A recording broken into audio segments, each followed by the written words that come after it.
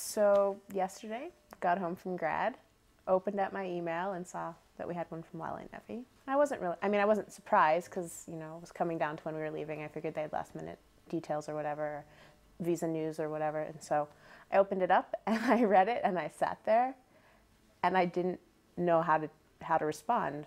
I was like, so what does this mean? I read the words and I saw that our visas were rejected, but... And Chelsea called me and she said, Lee, I know you don't check your mail, but have you been checking your mail in the past hour and a half? And I said, no, why? She said, you're not going to believe this at all. We just kind of took we'll wait and see what happens kind of. Because there was nothing else we could do about it. Hadn't even occurred to me. I don't know. I think we all have a lot of faith in Dan and all of the connections we hear about that. Of course, it's all just going to work out. That was the part of the trip that I wanted to do. Vietnam was this add-on, but the Iran thing for me was why I was going. And so to have that not be on the table anymore, quite frankly, I'm not super excited about it now. I could pretty much walk away from it and be okay. I wouldn't feel a great loss. So this is hard.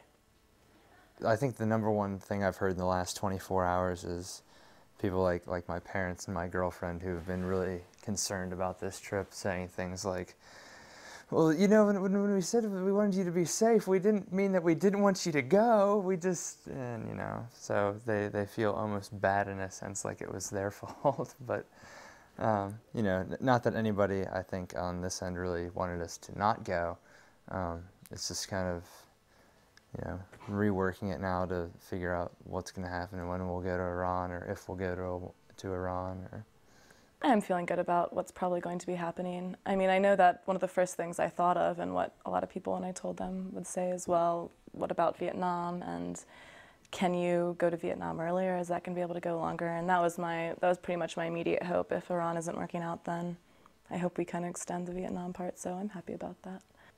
Really, it's kind of a shame that, we won't be on the plane going to Tehran tomorrow, but at the same time, I'm really excited about going to see the North and seeing Hanoi. If it comes down to finding a couple $100 more to do that at another date, I'll make it happen. It's where I want to go, and even though the situation will be different and I won't be presenting, it's still a place and a people that I've invested a lot of energy in trying to understand, and yeah, I'll go. That's not a question. It's just, it's frustrating to have to change how and when.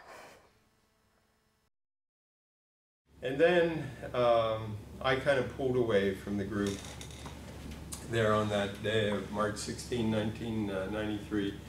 Pulled away over to an irrigation canal. And it was in that canal where many of the villagers had been herded in those years before, on that day, March 16. And it was in that canal that so many of them were shot down defenselessly. I went over to that canal and I kneeled down by that canal by myself, and just in silent reflection and prayer. And then I became aware that I felt something on my shoulder as I was kneeled there.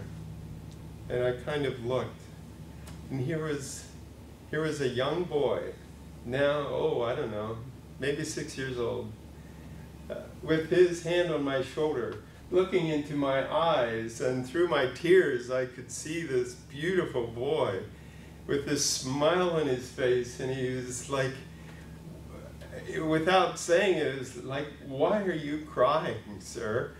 It was like he was saying, here we are, and we're growing, and we're the future of My Lai. It was all there. And then I was aware there were other children all around me with their hands on my shoulder, my arm. And Yeah. And then I knew that, yeah, healing does happen. And that's what I think, that even though you all did not go through the trauma of that war, I think what you're doing, what you're studying, the fact that you're reaching out to friends in another country, in another part of the world. And they're the experimental class that has been communicating with us and doing IC3. I think you're part of that healing. I think this whole effort is part of that healing. And I happen to believe that it's only when that kind of healing takes place that we can begin to think I'm Corey Parsons. in other ways. When situations like Iraq or Iran come up, it's people like you who care enough to say what did happen in Vietnam that can become agents, I believe, of that new way, of that new approach to global affairs and global relationships.